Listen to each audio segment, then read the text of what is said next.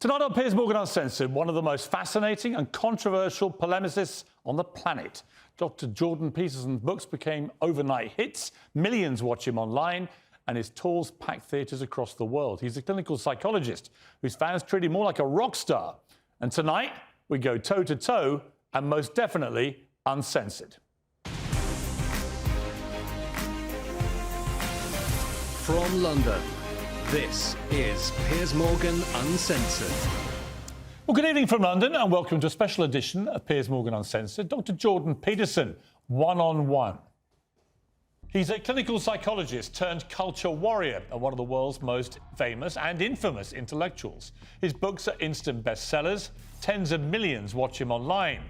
Legions of fans swear by his straight-talking guidance. What I've recommended to people is clean up your room. But his outspoken views on issues like feminism. The taming of the wild man, essentially, by the desirable and virginal woman. And if you think women don't want that, then you better bloody well come up with an explanation for 50 Shades of Grey.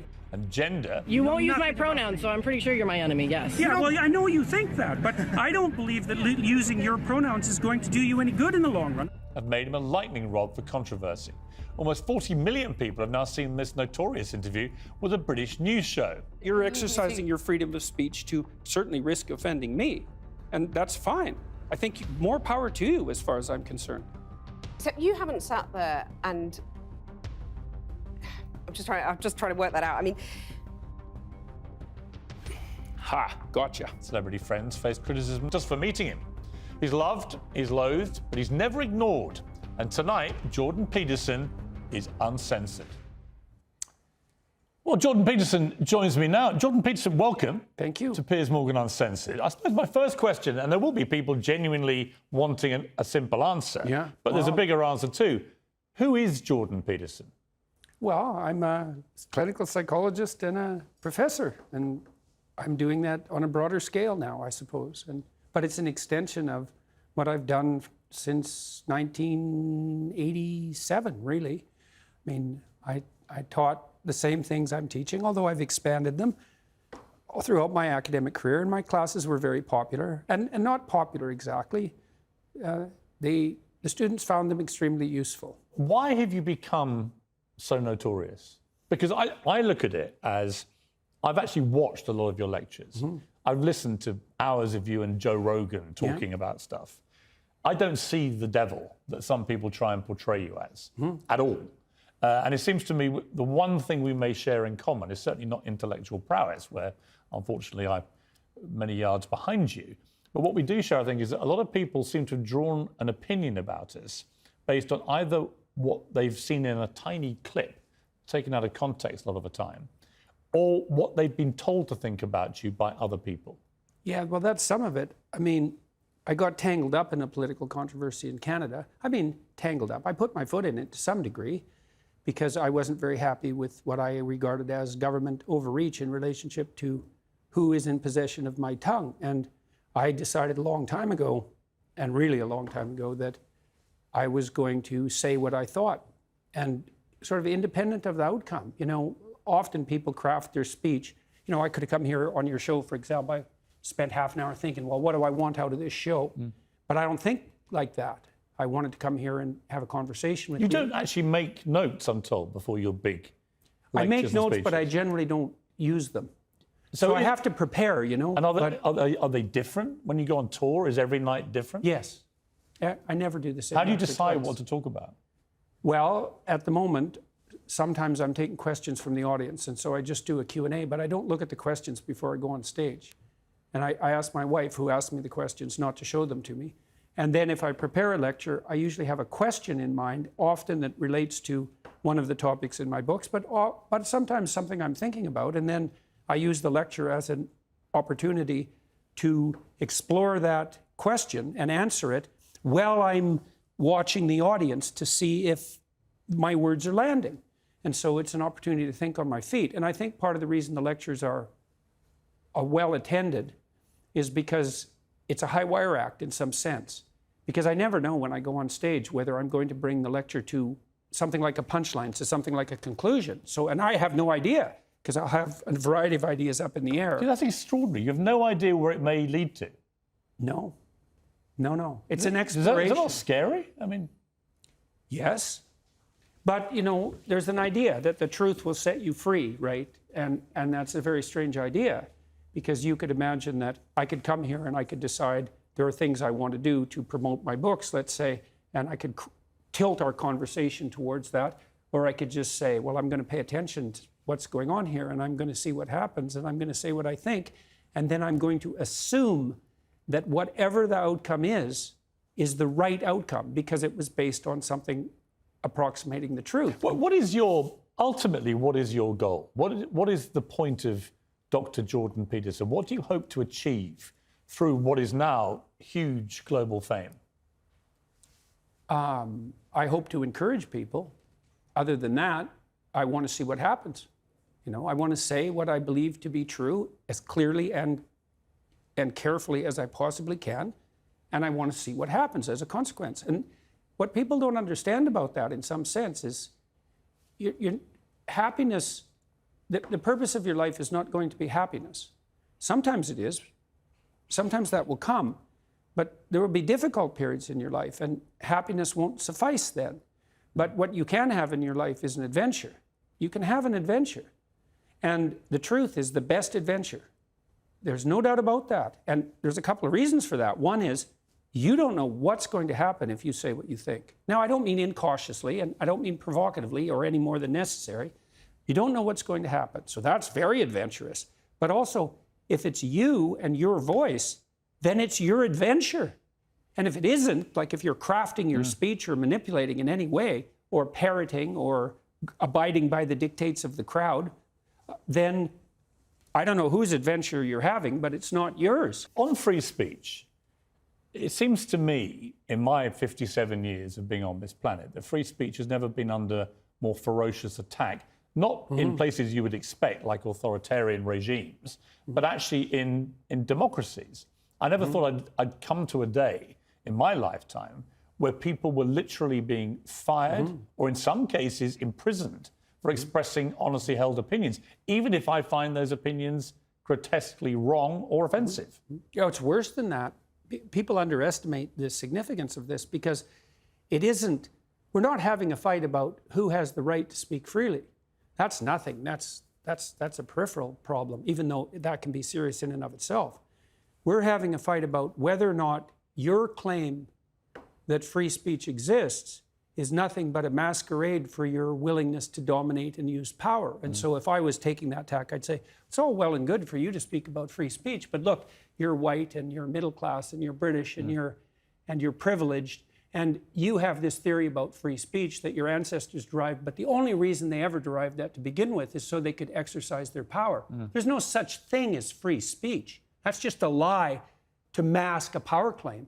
And that's a way worse cynical criticism of the notion of free speech than you can't speak because I don't agree with I mean, it's a form of fascism, isn't it? I mean, these people... It's worse than that. The ultra woke brigade out there, they categorize themselves as liberals, but there's nothing liberal about that mentality. When you have a cancel culture, which is driven by, if you don't agree with what I say, you're going to get shamed, vilified, cancelled, fired, maybe even imprisoned. That is actually what fascist regimes do to people, to their populace. Yeah, but the fascists are more straightforward about it, because they basically come out and say something like, shut up or we'll beat you. Right. Whereas the compassionate types, who are narcissistic compassionate types, they come out and say, well, we're really trying to save the world, and we're acting in everyone's best interest, and we think it would be better if you should just, regulate what you say, because if you don't, you're not a good person. And so it's much more, I'd take the fascist bully over the compassionate narcissist anytime. They're way more straightforward. I mean, we live again in an era where the hashtag be kind almost invariably is used by people who are the least kind people I think I've ever encountered. In other words, people that love to be utterly vicious. Yeah, well, kindness... And yet they hide behind this fake persona of hashtag be kind. Yeah. Well, kindness is tricky, because one of the things you deal with very commonly if you're a clinical psychologist, apart from depression and anxiety, is, behavior therapists offer assertiveness training. And now, the people who need assertiveness training are often people who are too agreeable, compassionate, polite by temperament. Now, the problem with that is that they let people walk all over them because they don't stand up enough for themselves. And the consequence of that is they get resentful, and then they get bitter, and then they get conniving, and then they'll mob. And so, because they'll do anything for everyone else, but they push themselves beyond their limits, and then they won't even recognize the limits because they feel, well, if I'm not doing everything for you, then I'm not a good person. It's like, no, a good person does a little for you. Like if I'm acting properly with you, say in this conversation, there's something in it for you, and there's something in it for me, right? And we want that to be reciprocal. And so the cost of me bending too far in your direction is that I'll become bitter and resentful and conniving. And resentment is an unbelievably toxic state of being. Take a short break. I want to come back and talk to you about a random collection of people. Cristiano Ronaldo, the most famous footballer on the planet, the greatest in my opinion, and also Olivia Wilde, who's made a movie in which she said it's about you because you're the guy that drives some of the worst human beings on planet Earth. Yeah. We'll talk about all those things after the break.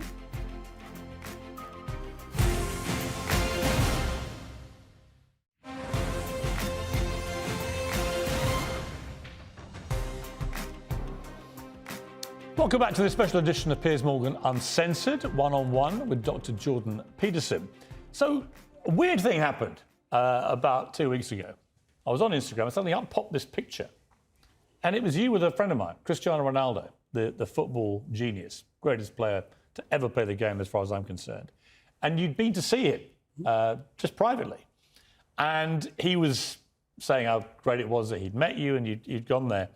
And all hell broke loose. He was bombarded with people saying this is outrageous, legend over, legacy finished, none of which would have bothered him because he'd heard all this kind of thing before. But the venom of it was from certain quarters was so pathetic, it seemed to me. So first of all, what were you doing with Cristiano? Why were you there? Well, he invited me to come and see him, and he had some trouble in his life a few months ago, and a friend of his sent him some of my videos, and he said he had watched those, and then he read my book, one of my books, and found them very helpful, and he wanted to talk. So I went out to his house and we talked for about 2 hours.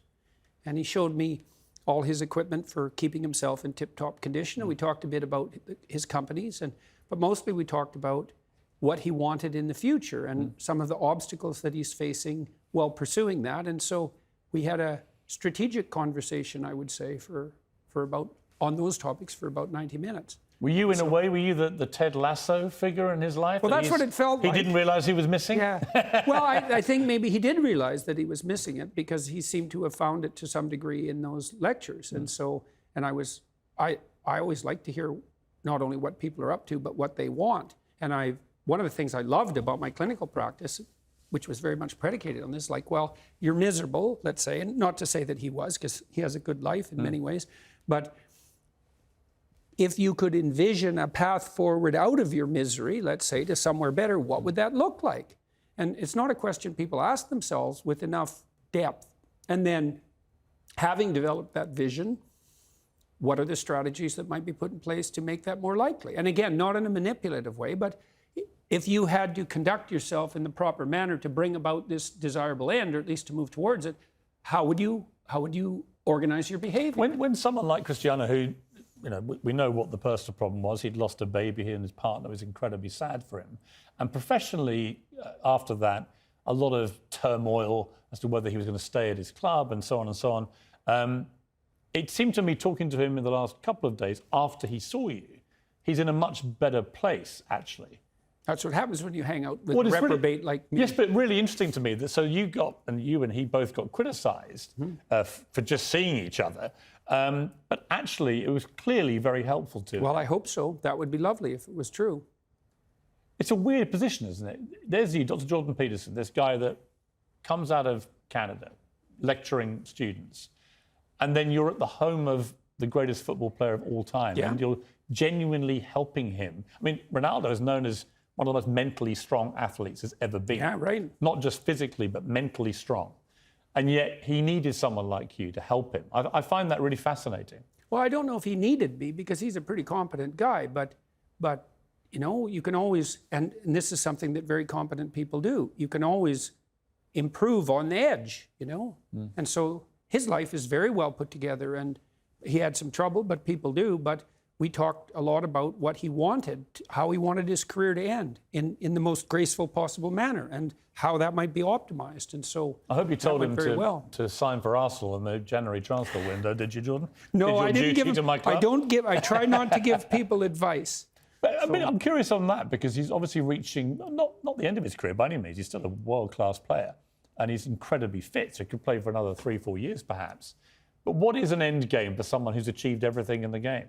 Yeah, well, that's a good question. It's hard for people who have had a stellar career, especially one that's to some degree predicated on youth, to figure out what to do with the rest of their life. Now, he's well set up because he's a very canny businessman, and he has a young family, and he has lots of friends. And as far as I can tell on that front, he's situated himself extremely intelligently. So I think it looks to me like the transition for him is going to be quite smooth. So, but that's a testament to his wisdom because he made sure that his life was founded on more than one dimension of attainment, and that was very wise. And, Does it make everyone you should do feel? that. Does it make you feel good that even people like him can find great solace from watching your lectures?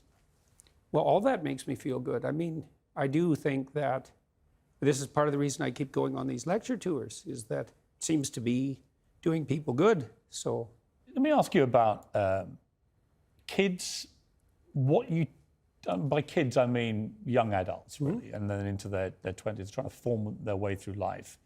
One of my favorite movie clips is Rocky Balboa, who's probably the non-intellectual version of Jordan Peterson in many ways, because he said this to his son. He was getting a bit spoiled and entitled and moaning about being Rocky's son and so on. And he says this to him.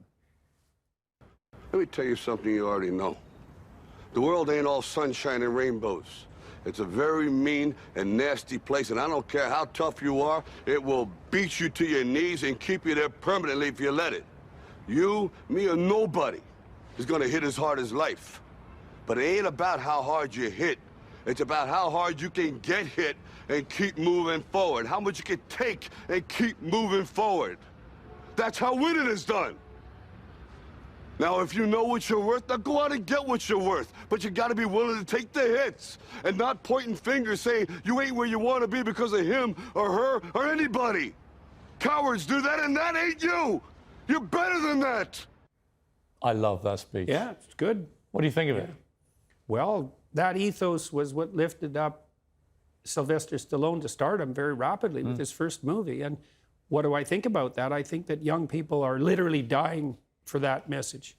I mean literally, they're so demoralized. It's just beyond belief. And so one of the things that's been painful about what I've been doing with my wife as we've traveled around the world for the last number of years is to see how desperate people are for an encouraging word. Let's take a break and find out what that encouraging word should be. I want to know why a lot of young people are very anxious about life. Why is that, and what's the best way for them to come through it? Yep. We'll deal with that after the break. More from Jordan Peterson in a few minutes.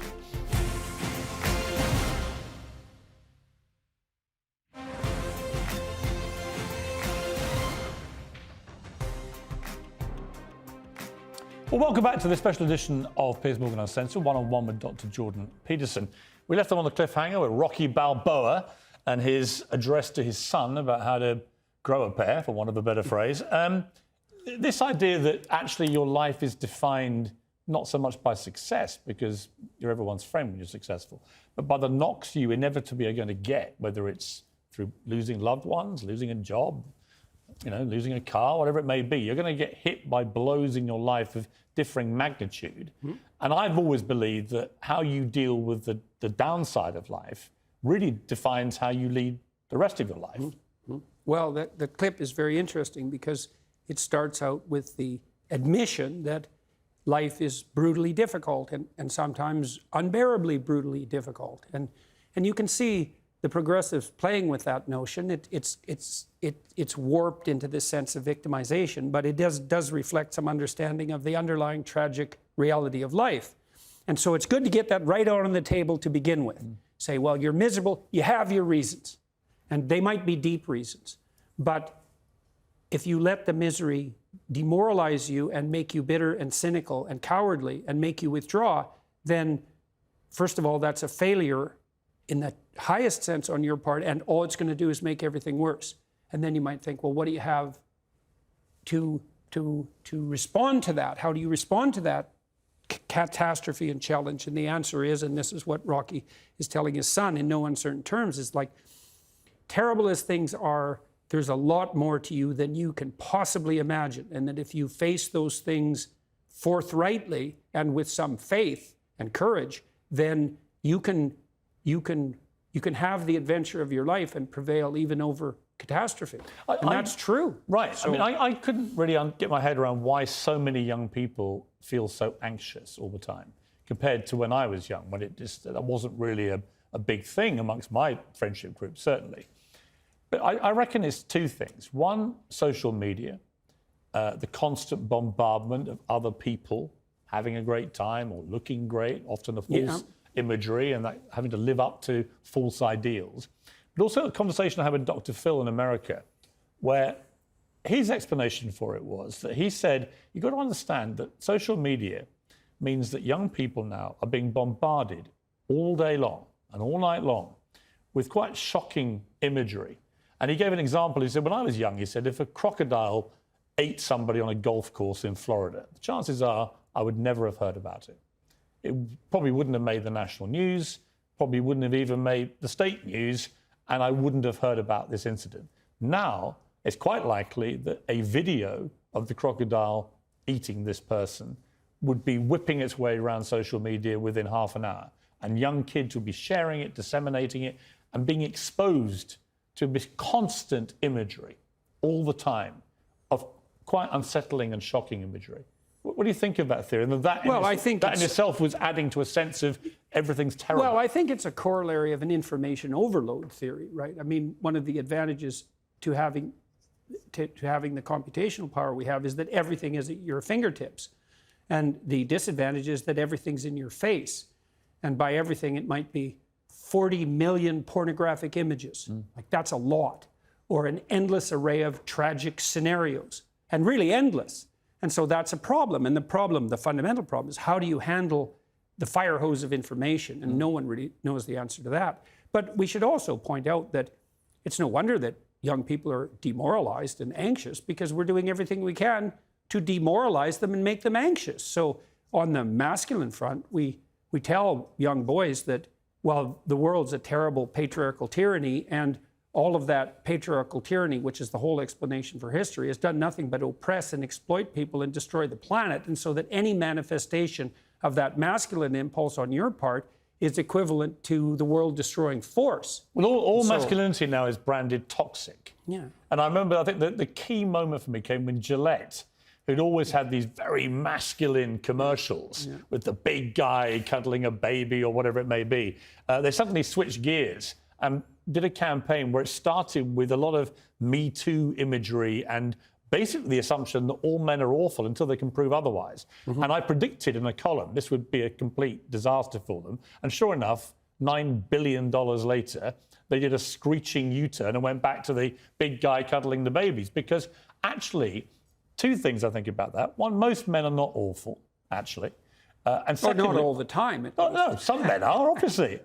Some women are pretty awful, but not most of them. But if you try saying that and not getting cancelled. But I think also this thing that you've got into trouble about, which I don't understand why, that you believe that most women probably quite like their men to be strong and confident. I don't believe that. All the data shows that clearly across cultural samples, and has for 50 years. Plus, everyone knows it. Anecdotally, most women I know, I think, would absolutely agree. Why is it that you've been so vilified for suggesting something which is so palpably true? Well, I think, first of all, that annoys narcissistic women no end. And it annoys people who think that there are no biological or cultural limits on how we manifest our behaviors. And also, it frightens a large number of women, because many women have never had a good relationship with anyone masculine in their life. And so the notion that they would need to establish a trusting relationship with a man, especially if he's also in something approximating a superordinate position, which is what they might like to find him maximally attractive, also implies that they're in some sense going to be under his sway. And if there's no trust there, well, that's absolutely terrifying. And I have some sympathy for that, because there are no shortage of women out there who've never had a positive relationship with anyone masculine. And so they're completely unable to discriminate between narcissistic power and compulsion and confident competence. And so because they can't distinguish that and they're afraid, they put all of that in the same category, which is something like the predator category. And that's not good for them because, well, as you said, all men aren't predators all the time. And they need to establish a relationship with a man. Right. We're also in a very strange place where a lot of high-profile women will not say what they think a woman is. Yeah. Because they are... Ketanji Brown-Jackson, the new member of the Supreme Court, in her nomination hearings was asked a question. This is what she said. Can I provide a definition? No. Yeah. I can't. You can't? Not in this context. So I'm not a biologist. It was a riveting moment because you're going to be on the Supreme Court of the United States of America. You're a woman. You're the first black woman on the court. And that in itself, I know you've raised eyebrows about why did Joe Biden go out there and say we need to have a black woman? Why not just say we want the best person available? And then if she's the best person, get her on the court, which I completely agree with. But for her not to be able to commit to explaining what she thinks a woman is. And then I had a moment on this show where Macy Gray, the singer, did stick her neck out. And she said this. I will say this, and everybody's going to hate me, but as a woman, just because you go change your parts doesn't make you a woman. Right. Sorry. You feel that? I know that for a fact. Like, if you want me to call you a her, I will, because that's what you want. But that doesn't make you a woman just because I call you a her and just because you got a surgery. With chilling predictability, Macy Gray stuck to her guns for a couple of days, and then the onslaught was so overwhelming against her, she had to go on national television in America, issue a groveling apology for everyone that she'd hurt, with this statement of what many would think is just a statement of biological fact. How have we got to this place where women are terrified of saying what a woman is, and women who do say what they think it is, i.e. there are clear biological distinctions between a man and a woman, they get destroyed? Well, we've accepted this preposterous hypothesis that your identity is only subjectively defined. And as I've tried to point out on some of my in some of my lectures, the only people who think their identity is subjectively defined are 2-year-olds. And I mean that technically, because 2-year-olds are egocentric, which means they can't bring their identity in alignment with a social norm, which also means that 2-year-olds can't play with other children. They can play beside them, but they can't play with them. That doesn't happen until you're 3. And what happens when you're 3, if you're reasonably well socialized or start to move towards that, is that you learn how to negotiate a social identity. And then identity becomes, obviously it has some roots in your subjectivity and in your biology for that matter, but a sophisticated identity is not only socially negotiated, as the constructivists know perfectly well, but it's got a dynamism about it because it has to be constantly renegotiated. Like, as we're having a conversation here, to some degree, we're renegotiating our mutual identities because we learn something from each other, and so we transform. We're also trying to figure out, to some degree, who each of us is in this situation. And then we're also trying to learn, can we play together towards some productive end? And you might ask, well, what do you mean play? And say, well, we're trying to have an interesting conversation. Let's take another break. I want to come back and talk to you about the royal family in this country and the huge seismic moment in history we've just had. We'll talk to Jordan Peterson after the break again.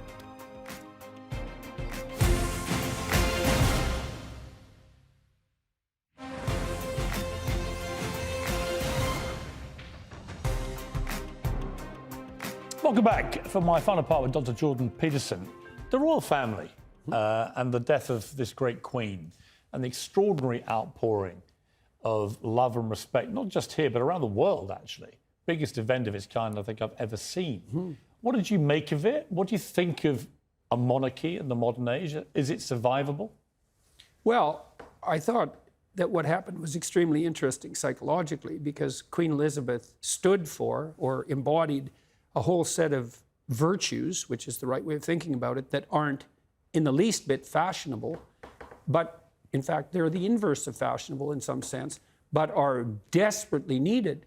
And so you might say humility, dutifulness, careful emotional self-regulation, discretion, the antithesis of narcissism, all of that. And she managed it extraordinarily well for 70 years. And so whenever things go too far in one direction, there's a tremendous unconscious or implicit desire for something that would set it right. And that's what you saw happen. And not only on the personal front, but there's also all the pomp and ceremony, which is also archaic and unfashionable. That was all part of that you Brits managed so spectacularly. That was all. People are just dying for that beauty. What I felt was, I felt like the country, before this happened, 2 weeks before it, felt like the whole country was in a shambolic state, that everything was going wrong in our country. And in a way, the death of the Queen unified us in a way we hadn't been for a long time, certainly since Brexit. No one was talking about hot-button political issues or social issues. They're all talking about one thing. I mean, it also reinforced our national identity. Oh, yeah. In a way that actually made the world look on with great awe about the procession, our military, our royal family, the country. It made people feel good about Britain again. And therefore made British people feel good about themselves again. Yeah, well, you guys have lots to feel good about. And that's not the standard mantra of the modern world. You know, this is an unbelievably admirable country for all its flaws. And so, what do you find admirable about us? English common law, the tradition of free speech, sardonic and self-effacing humor that's so much a part of the culture. Our ability to queue for 13 hours to see a woman lying in state who's not even a member of our family. Right. Well, and to resilience, well, and to do that peacefully, and to do that in a spirit of mutual goodwill, and come to a place like London. It's unbelievably ethnically diverse, and yet it functions extraordinarily well. And what are your best traits, and what are the worst traits of Dr. Jordan Peterson? Well, I think that it's been difficult for me to optimally regulate my irritation at times over the last few years. And I'm trying to get that right, to figure out what because a lot of things that have happened have outraged me. And then I'm not exactly sure what emotional tone to take as a consequence of that outrage. And that's a very complicated thing to figure out. And that's been exacerbated, that problem, by the fact that my family and I have been the targets of very conniving and attacks and underground attacks, and that isn't stopping. I mean, another time when your wife was fighting a deadly cancer. Yeah, and my daughter was sick, and so was I. So so it's very difficult to regulate your temper properly under those circumstances, let's say. And so I don't imagine. Where have you most improved yourself, do you think, as you've got older? I get better and better at listening, you know, and I'm better and better at finding my way forward with the words that I choose. And it's just a continual, in some sense, incremental expansion. I've probably got better too at seeking out corrective information. So, for example, I got banned from Twitter recently for making a statement that I don't regret, by the way. But I had two friends of mine, grill me, and I put that on YouTube. It's called Mean Tweets. It was an hour and a half, I said. And both of them are very, very smart people. One of them's more liberal than I am, I would say, but a very good advocate for that liberal position. And I said, well, let's hash this out. There's some things I've said that have made people angry, and you think I made them unnecessarily angry, and that I was unnecessarily harsh in my tone. Did they change your mind? They changed my approach. You know, because one of the things I decided was that I would try to be equally judicious in my words, but that I would use a calmer and more measured tone. And I don't mean use instrumentally. I mean that I would attempt to make the effort to take as much unnecessary emotion out of the statement as possible. And so I started to do that in some of my more recent videos. I mean, I tried to do that before. I think part of the reason that my interview with Kathy Newman went well was because I kept my head.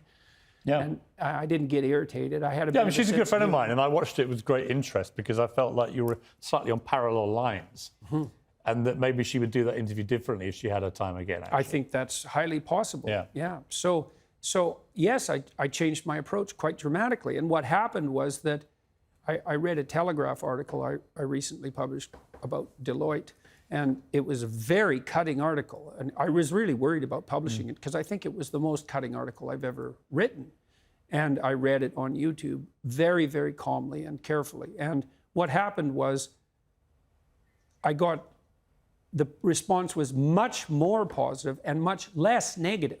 So there was no downside to it. So people didn't say, some people said, I think that I liked your tone when you were more aggressive, especially on issues like this. But by and large, it worked even better because I could be careful in what I was discriminating. And then to ally that with calmness actually made it more potent rather than less. And so that was very interesting. And yeah, and I mean we had a very serious discussion about this, my friends and I. I had a lot of people with me in Miami when this was happening, across the political spectrum. We had a very healthy debate for a couple of hours about whether or not I had gone beyond some reasonable limit in the way I was conducting myself, say, on YouTube and Twitter. And some people were very strongly advocating for more of what I was doing and even harsher. And others were saying, well, you're alienating people that you could otherwise communicate with unnecessarily. See, it's interesting about the listening. Like one of my sons, two of my sons have come today because they just wanted to listen to this. Very unusual. One of them's not even been to the studio before. So he just said to me, I said, give me some advice. You love Jordan Peterson. What's the advice for the interview? He said, just listen more than you normally do.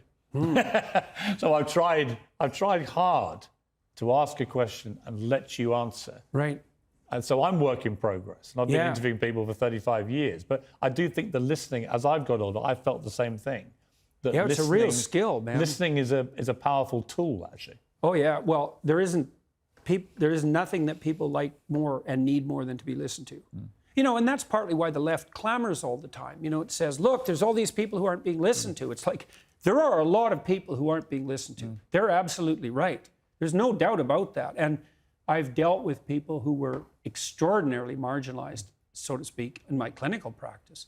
And some of those people, to straighten out their minds, they need like 10,000 hours of listening. Because no one, and I mean this literally, I've had people in my clinical practice, no one ever listened to them their whole life. Yeah. And so when they start talking, they're all over the place, they're disorganized, they're hyper emotional. Having met me now for an hour, what would your initial clinical diagnosis be? Well, you're probably optimally disagreeable for your profession, because you can listen, but you're also not a pushover. And that's a very fine line, right? Because if you're too assertive or aggressive, then you get domineering. But if you're not enough, then you're a pushover. And this was also the case with Kathy Newman. She's quite disagreeable, and that's a masculine trait, by the way. And it was one of the things. But I think she'd gone into it in a way. So how we started the interview, she'd gone into it, I think, with a preconceived idea of what you would be like, and sort of stuck to that. She's actually a very skillful journalist and interviewer, and I was surprised the way that interview went when I was watching it. And I think it was because she just had an idea of what she thought you would be. Well, I think she also had an idea of what the optimal outcome of the interview might be. And I think a lot of the journalists who've gone after me in some sense have that. They think, there's part of them that thinks, I'll be the person that finally exposes him for what he is. Yeah.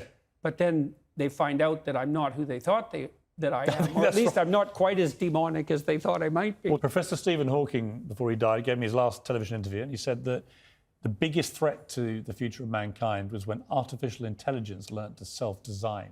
What do you think the biggest threat to mankind is? Narcissistic compassion. Now, AIs, it's a threat too. But if we had our act together ethically, it's possible that AI could become a useful servant rather than a tyrannical master. You don't want to automate your tyrannical masters. And that's the danger. That's one of the dangers of AI.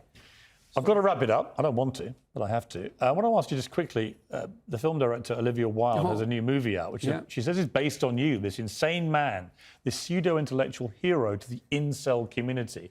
Incel being these weirdo loner men who are despicable in many ways. Is that you? Are you the intellectual hero to these people? Sure. Why not? People have been after me for a long time because I've been speaking to disaffected young men. What a terrible thing to do that is.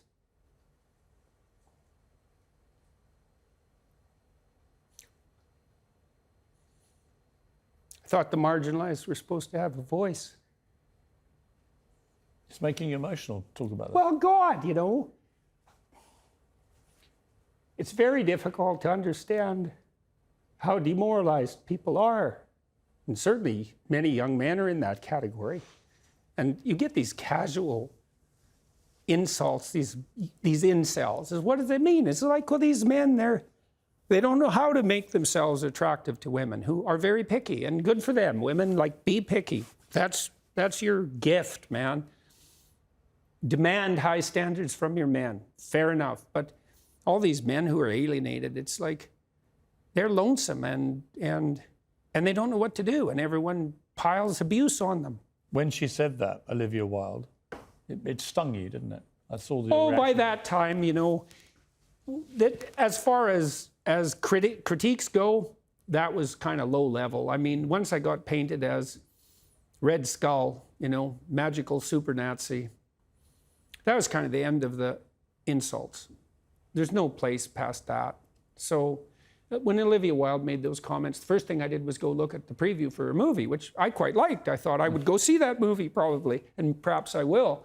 It didn't really bother me. My family and I talked about it right away, and we were able to respond to it with some degree of humor, which then people completely misunderstood. I said I hope that, that if I had to be played by someone, he's a very good-looking man, and so that seems all right, And then I said something like, I hope he gets my fashion style choice right when he plays me. And it was a joke. All that was a joke. I mean, you've been so controlled today, and yet in that brief moment, you got very emotional. Why? It's really something to see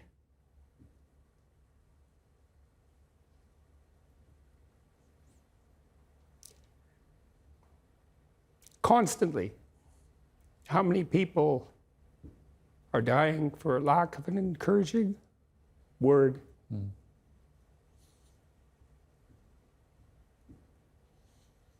And how easy it is to provide that if you're careful. Give credit where credit is due. And to say,